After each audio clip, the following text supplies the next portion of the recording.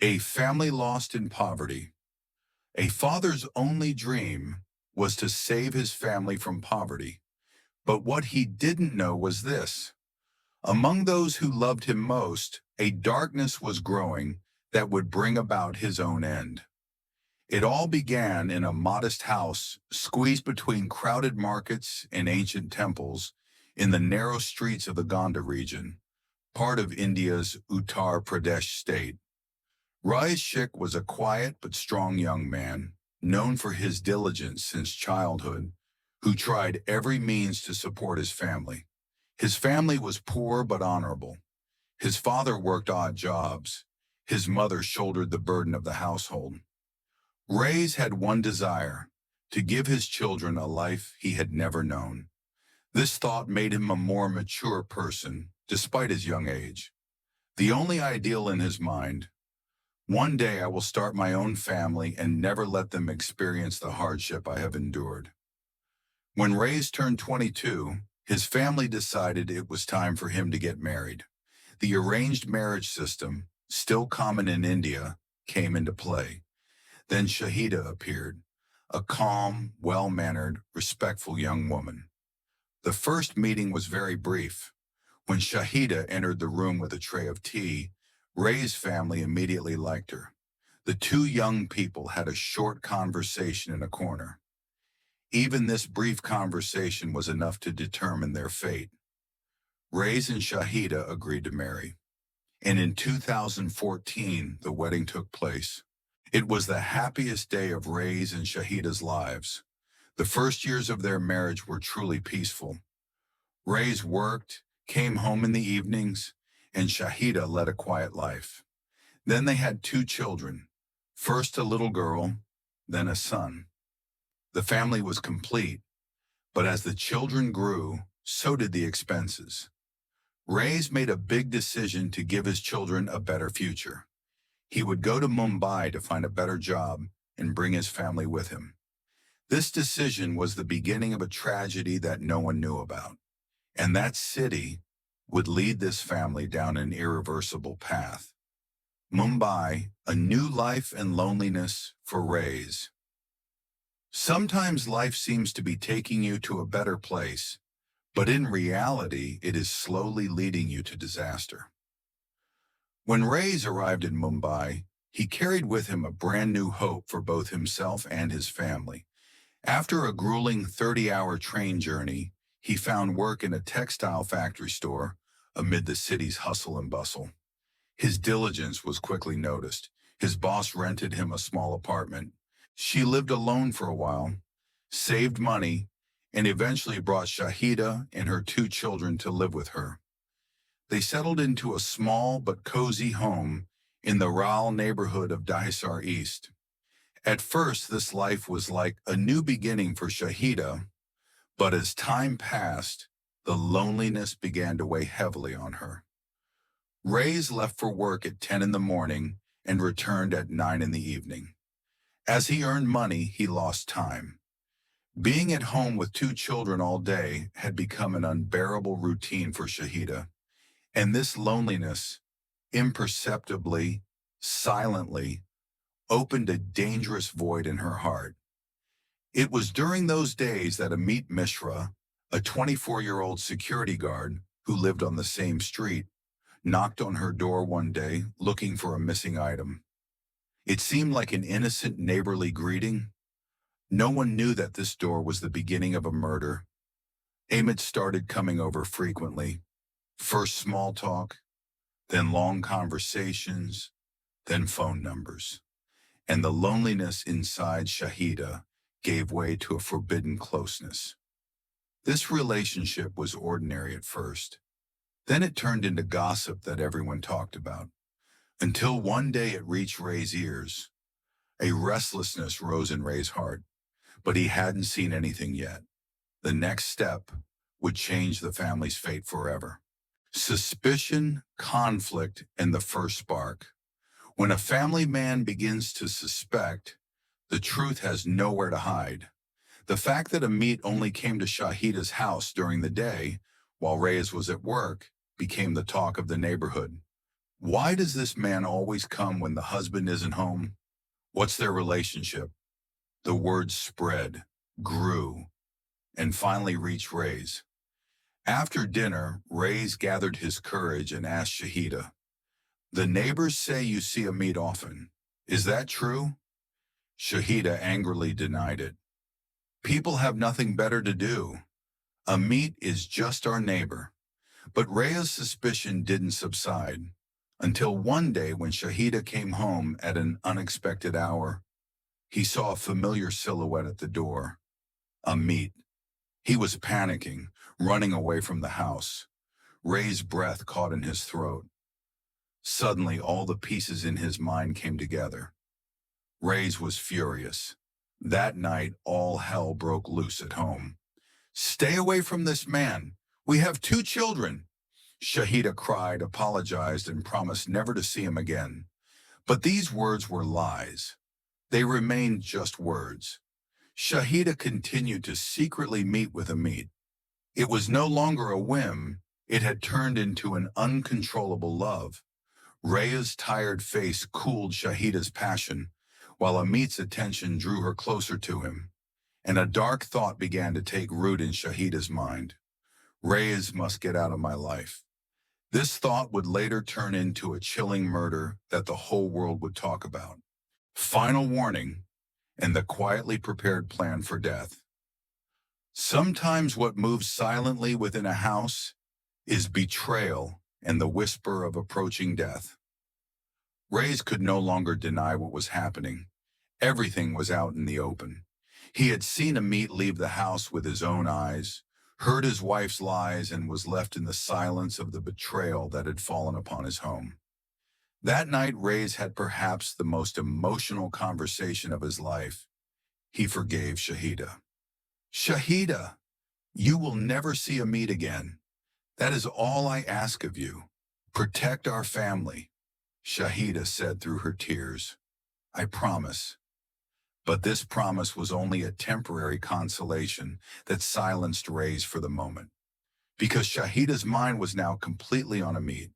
She loved Amit. He was the one she cared about, the one she was excited about, and the one she had an uncontrollable passion for. And right then, a dark plan began to form inside Shahida. The thought she carried was now clear. If I divorce him, my family will reject me. I'll lose my children. Then the only solution is for Reyes to disappear. This thought was initially a reflection of Reyes' momentary anger. But as the days passed, it turned into a plan. Shahida secretly brought cement, sand, and tile materials into the kitchen. No one noticed. No one thought it strange that a woman would put so much effort into the kitchen floor. In fact, that floor would soon become a grave. Shahida made her first attempt on May 5th. She mixed sleeping pills into Reyes' food. But Reyes ate little that day. The plan was foiled. Shahida waited for a more suitable day, a more suitable moment, and a stronger move. And that moment was very close. 4 days later, the calendar would show May 9th, and everyone's fate would be rewritten that day. May 9th, the day destiny changed. There are some days that start out ordinary but change a family's history forever. May 9th, 2020, a hot, heavy summer evening in Mumbai. The streets were crowded, the markets noisy, but Reyes felt more restless than ever. He couldn't concentrate while working in the shop. His mind kept wandering home. It was as if a voice inside him was whispering, "Something will happen today." This strange feeling was so strong that he asked his boss for permission in the afternoon. "I have something to do. I'll be back soon." Shahida, however, had no idea that her husband would be coming home early that day. She had gone to the neighbor's house so the children could play. The house was completely empty. This was a great opportunity for Shahida. She reached for her phone and sent a short message. "The house is empty. You can come." Amit was at the door within minutes. The two lovers were sitting in the small room of the house, whispering. Suddenly the door opened and Ray's entered. Shahida's breath caught. Her heart raced. She and Amit locked eyes. Ray stood there, his face bright red with anger. At that moment, even the air in the house froze. Ray saw Amit in the room. Silence lasted for a second. Then all hell broke loose. Ray yelled, "What are you doing here?" and lunged at Amit. The sounds of a struggle echoed through the house. The walls seemed to shake. The floor trembled. While Amit and Ray were fighting, Shahida stood breathless in a corner. Fear, panic, anger, helplessness, all mixed together inside her. And at that moment, she made the darkest decision of her life. She reached for the knife in the kitchen. Her hand stopped trembling. Her eyes darkened, and she grabbed the knife. Then, she ran to the two men fighting. In that split second of darkness, she plunged the knife into Ray's neck. Ray slowly collapsed to the floor, his eyes glazing over. And now there was only one thing left in that house. The cold sound of blood dripping onto the floor. Ray was dead. But this was only the beginning, because now, that bloody kitchen would become a grave. The corpse and the horror that began in the kitchen. Killing a person is bad, but not knowing what to do afterwards is much more terrifying. When Ray's lifeless body collapsed to the floor, the house was suddenly enveloped in the silence of death. Amit's face was pale white. His breathing quickened, his hands trembled. He couldn't speak or move, but Shahida, who had just killed her husband, suddenly became strangely calm. She fixed her eyes on Amit's. "We have to get rid of the body." When Amit heard this sentence, his throat tightened. He too understood that there was no turning back now. Shahida's plan was already in place. The cement, sand, and tiles she had bought weeks ago were sitting in the kitchen. None of the neighbors suspected anything about a woman wanting to lay new tiles. The pair began digging up the kitchen floor. The sound of digging echoed through the house, so they turned the TV volume up as loud as it would go to drown it out. For about 3 hours, the smells of blood, dust, and concrete mingled together. Finally, a 90-centimeter deep hole was dug. But there was a problem. Ray's body didn't fit in the hole. It was at this point that the most chilling part of the story began. Amit took the knife in his hand again. With trembling hands, he began to cut Ray's body into pieces. It took hours. Shahida watched, sometimes helping, sometimes checking the doors, worried that the children might come in from outside. Finally, the dismembered body was placed in the hole piece by piece. It was covered with cement. New tiles were laid. Just then, the children came in through the door. The little girl was about to scream when she noticed the bloodstains in the house. But Shahida turned to her with a whisper full of fear. "Your father is gone. If you tell anyone, I'll kill you and your brother." This threat cut into the child's soul like a knife. That night, Shahida cooked dinner in the kitchen, as if nothing had happened. She sat down to eat with her children. But that kitchen, it was no longer a warm place in the house. It was a grave, and this terrible normal life built on top of the grave would only last a few more days. A missing father and a silent house. A person dies, but their absence screams louder than the traces they left behind while alive. The days following Ray's murder seemed almost normal from the outside. Shahida cooked for the children, greeted the neighbors, and when evening came, she closed the door and retreated into her home, as if nothing had happened, as if there were no human being under the tiles in the kitchen. But there was one detail in this life that seemed normal from the outside.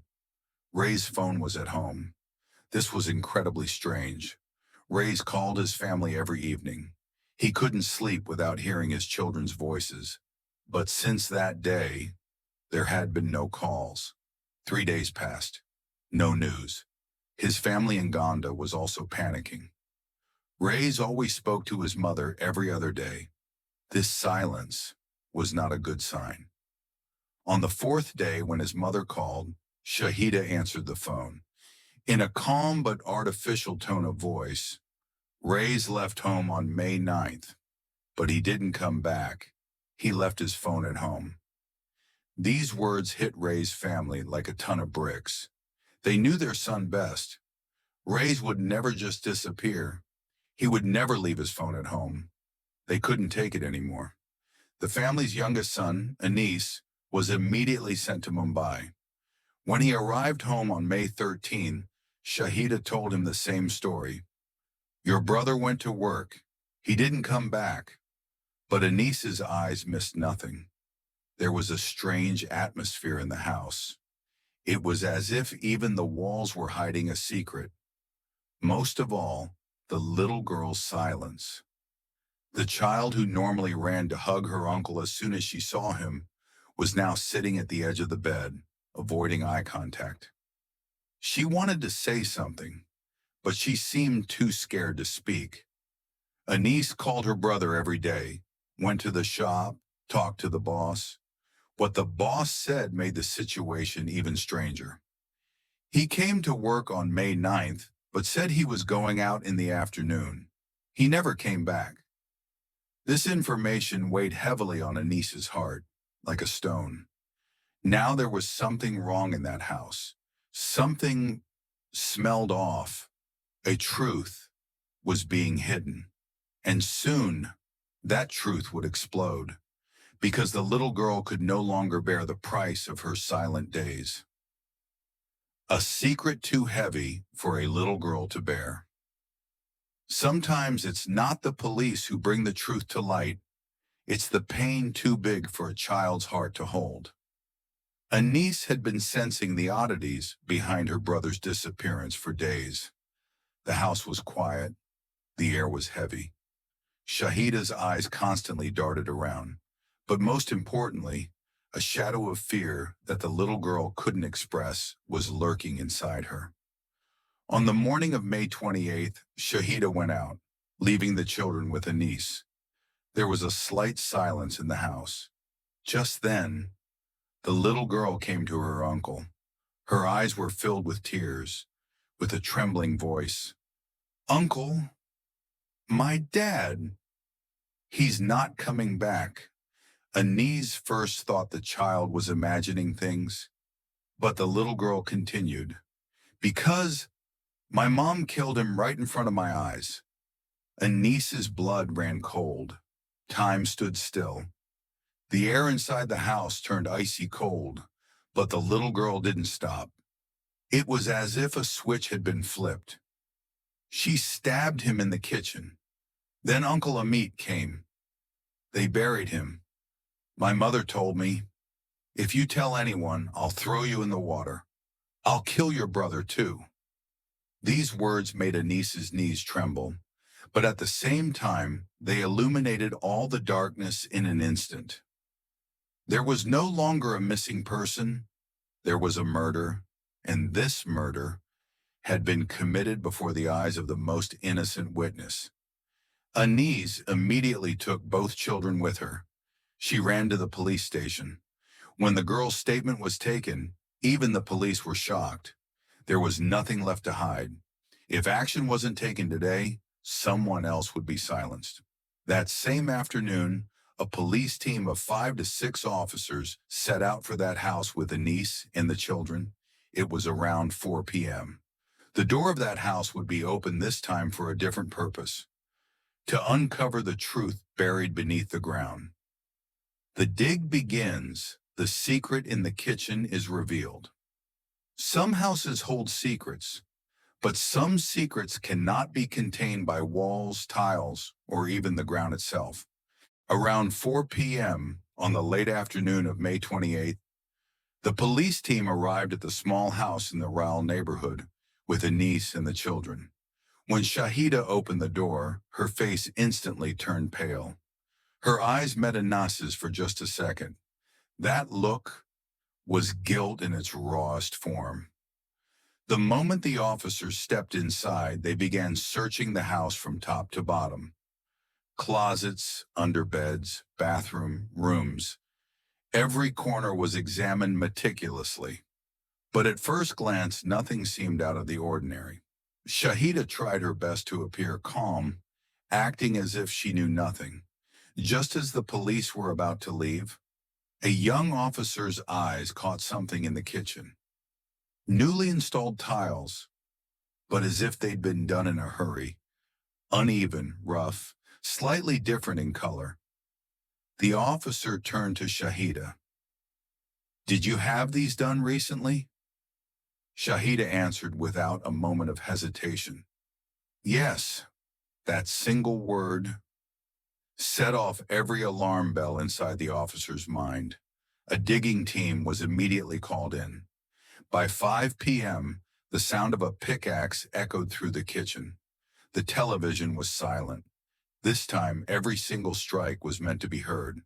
As the hours passed, the tension inside the house rose. Outside, heavy rain began pouring, and a storm battered the streets of Mumbai. But inside, an even darker storm raged. The pickaxe struck concrete. Hammer blows echoed. Tiles broke one by one. It went on for hours. Close to midnight, the dig reached 60 centimeters deep. Everyone held their breath, and around 3 a.m., the pickaxe struck something. An officer bent over and looked into the dark pit. His eyes widened in an instant, because inside, there was a human hand. As they dug deeper, a body, dismembered into 4 parts, began to emerge. The room fell into absolute, suffocating silence. No one spoke. When the corpse was finally removed, everyone knew the truth. Reyes had never disappeared. He had been in the kitchen all along. The police sealed the house. Shahida was handcuffed. The children were taken outside. This was no longer just a missing person case.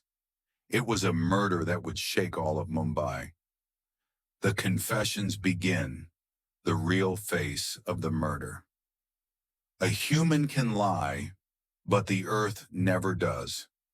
When Ray's dismembered body was lifted from the kitchen, even the silence soaked into the house's walls seemed to scream in pain. Police took Shahida into custody. The children were taken to another room. Anis was in complete shock. In the interrogation room, Shahida still tried to stay cold and composed. "I didn't do anything. I wasn't even home that day." The officer slid the photos across the table toward her. "This body came out of your kitchen. Who installed those tiles?"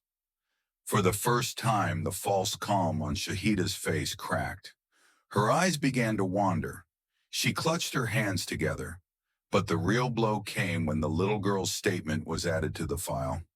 The officer read aloud, "My mom killed my dad." Shahida couldn't breathe. Her shoulders dropped. Tears rolled down her face. She stayed silent for a few seconds, then whispered, barely audible, "Okay, yeah, I did it."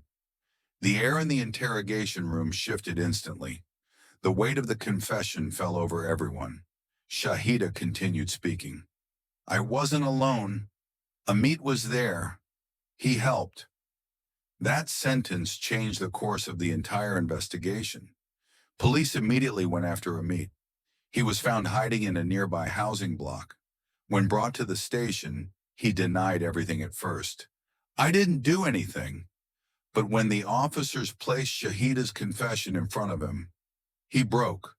Amit said, "Yes, we did it together. I loved her. I would do anything she wanted." Now all pieces of the murder had aligned. The forbidden affair, jealousy, the premeditated murder preparations, dismembering the body, preparing the burial pit in advance. "Don't scare the children. Don't pretend to be lost. Everything fell into place like pieces of a dark puzzle. And outside, Mumbai's rainy night continued. The two people collapsing in the interrogation room knew they would spend the rest of their lives in a cell. But the story wasn't over yet, because the confrontations in court, the evidence that emerged, and the statements given by the young children would turn this case into a murder file that all of India would talk about. The shocking truths of the case come to light. When a murder is committed, it doesn't end. As confessions emerge, it kills again and again. After Shahida and Amit were taken into custody, the Mumbai police began meticulously gathering all the evidence. The knife found in the house, the bloody clothes, the cement residue, the broken tile pieces, the photos of the kitchen floor. Everything was packaged individually. All of them were silent witnesses documenting this horrific truth. The forensic report arrived shortly. The knife used to dismember Ray's body and the angle of the cuts. Every detail matched exactly. With this report, only one question remained. Why? Shahida repeated the truth once more during questioning. I couldn't get a divorce. My family wouldn't accept me. I would lose my children. I loved Amit. Whatever I had to do, I did. These words were like an official statement of years of pain. Amit, in his defense, said, I loved her. If she asked, I would move mountains. We had a fight that day. I was scared, but we did everything together. Their defenses were even darker because apparently this murder was not a moment of rage, but completely premeditated. The police found more evidence: cement, sand, tiles, and construction tools purchased 2 weeks before the murder. So Shahida had been planning this for days. And worse, the first failed attempt on May 5th. That day, Shahida had slipped sleeping pills into Ray's food. But Ray's had no appetite that evening. All the details proved that this murder was the product of cold-blooded preparation.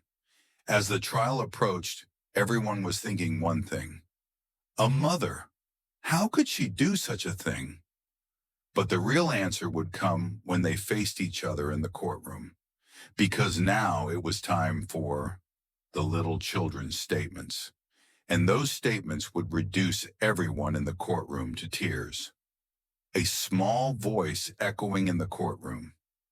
There are some sentences that echo not just in a courtroom, but across the entire country.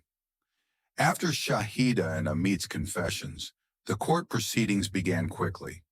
This case, which became one of the most striking cases in India, had turned everyone's eyes to Mumbai. But before the trial began, there was a witness. Her words would seal the fate of the entire case. Ray's 6-year-old daughter. The courtroom was packed. Journalists, police officers, family members, curious crowds. Everyone was waiting for a single moment. When the little girl entered, a deathly silence fell over the courtroom. She slowly walked towards the podium. Her tiny hands were trembling. Her eyes were downcast. The judge spoke in a soft tone. Do you want to say anything about your father? The girl bit her lip. She paused for a moment. Then she said those words. My mother killed my father. The courtroom froze. Everyone held their breath. The weight of those words echoed off the walls. The little girl continued. She stabbed him in the kitchen. Uncle Amit came. They buried him. My mother said she would kill me too if I said anything. Many people in the courtroom, including the judge, couldn't hold back their tears. These words coming from a child's mouth was the most painful testimony in this case. A lawyer whispered, "This is the heaviest sentence in the world." The little girl's brother also gave similar statements. 2 innocent witnesses had brought all the darkness to light. No one had any doubts anymore. The murder had been planned cold-bloodedly. The children had been threatened. The body had been hidden. And these little children had lived for weeks in the house where their father was buried. After these statements, the court began to move towards a verdict. But the real question was, what punishment would Shahida and Amit receive? And now, India's harshest sentence was imminent. The verdict approaches, the cold voice of justice. Confessions end, evidence speaks, but the court's decision is the seal stamped on a person's fate. The little girl's tearful testimony had shaken everyone in the courtroom. This was not just a child's testimony. This was the naked truth of a murder, spoken by the most innocent mouth. The case had now risen to the top of the agenda in India. As the prosecutor laid the evidence on the table one by one, the courtroom was silent. The murder knife, cement fragments, tile photographs, Ray's dismembered body, the killer's confessions, the children's statements, invoices for purchased construction materials. Your Honor, said the prosecutor, this murder was not a momentary fit of rage. This murder was premeditated, calculated, cold-blooded, ruthless. Then he turned to Shahida. Can a mother plan a murder in front of her children's eyes? This question left a deep echo in the courtroom. Shahida had bowed her head. Her eyes were vacant. Even the defense attorney couldn't find anything to say. Amit sat with his face ashen. He couldn't make eye contact or even breathe. The judge gave the defendants the floor to say their final words before the verdict. Shahida whispered in a breathless voice, I just wanted to be loved. Amit's defense was even weaker. I thought it was love. I was wrong. But these words did not bring back a life. The judge closed the file, took off his glasses, and looked around the courtroom. The decision this court will make concerns not only the defendants, but the conscience of society. The courtroom held its breath. Everyone was waiting for a single sentence, and a few minutes later, the judge returned to the bench. I will now announce the verdict. Life imprisonment, justice's closed door. Some doors close once, and a person's fate is condemned to darkness forever. The atmosphere in the courtroom was tense. The judge placed the file in front of him, the court bell rang, and everyone waited for a single sentence. Shahida and Amit sat side by side. Both had a look of resignation in their eyes. No defense, no lies, no excuses would work now. The judge began to speak loudly. The evidence presented, witness statements, confessions, forensic reports, and purchase materials clearly show that the murder was planned and premeditated. There was not a sound in the courtroom. The judge closed the file and read the final sentence. Shahida Sheikh and Amit Mishra are sentenced to life imprisonment under the relevant articles of the Indian Penal Code. This sentence seemed to nail the courtroom shut. A few people couldn't hold back their tears. Anas took a deep breath. The little girl didn't even look at her mother. Shahida's knees were shaking. Tears streamed from her eyes, but she didn't cry. She just bowed her head. Amit, devastated, closed his eyes. His whole life had collapsed in a moment of forbidden passion. Police officers approached the two defendants. Handcuffs were put on them.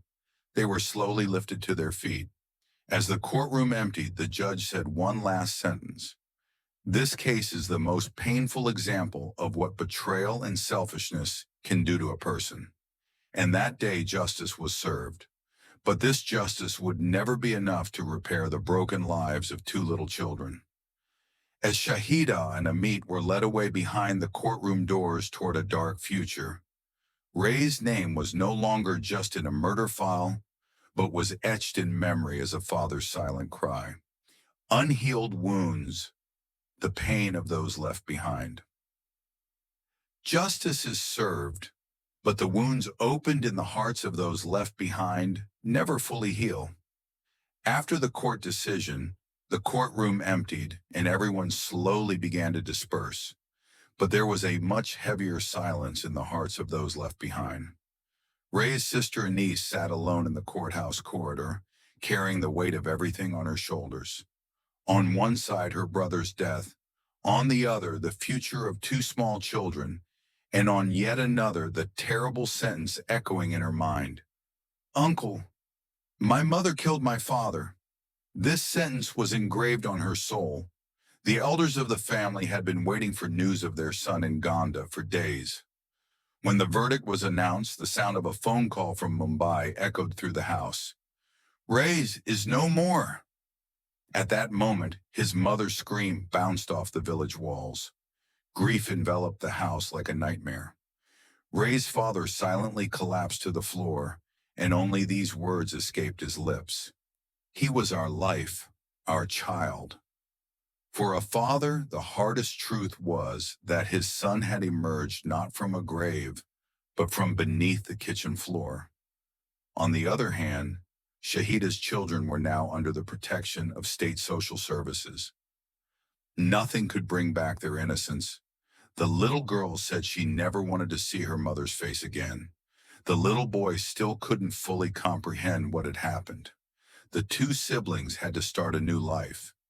But this life would never escape the shadow of the trauma they lived with in the same house as their father's grave. And it was here that the story left the heaviest question hanging over the viewer's face. How does a child live with the burden of a mother's murder? There is no answer to this question. The wound of this question will never heal over the years. However, and the story's not over yet, because some details that emerged after Ray's death revealed an even more horrific side to the case.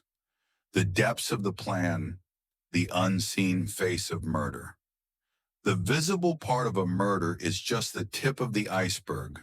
The real horror is hidden on the unseen side. After the court ruling, before the police completely closed the case, they began to reanalyze all the details of the incident. And the information that emerged revealed that this murder was much darker than they had thought. First, the invoices for the construction materials were examined. Cement, sand, tiles, adhesive, hand tools. All had been purchased exactly 2 weeks before the murder. This proved that the murder was not an impulse kill, but entirely premeditated. An even more terrifying detail was this.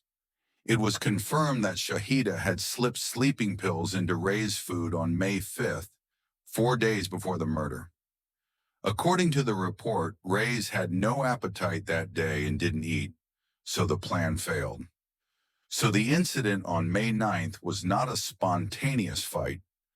There had already been a failed attempt beforehand. This finding revealed the strongest statement added to the case file by the prosecutor. This murder is the product of long-term preparation, cold-bloodedness, and planning. In addition, the police noticed that the cement layer in the house was thicker than normal.